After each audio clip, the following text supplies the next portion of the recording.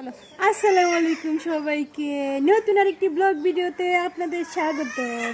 আজকে ফাহামনির ওজন মাপবো।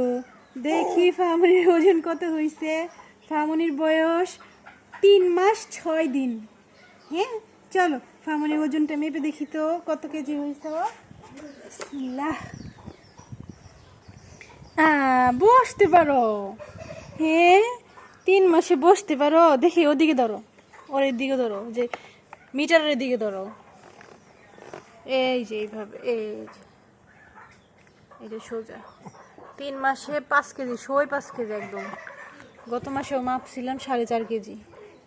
Half KG বাড়ছো 3 মাসে, হাফ কেজি বাড়ছো। হ্যাঁ, সবাই একটা হাই দাও।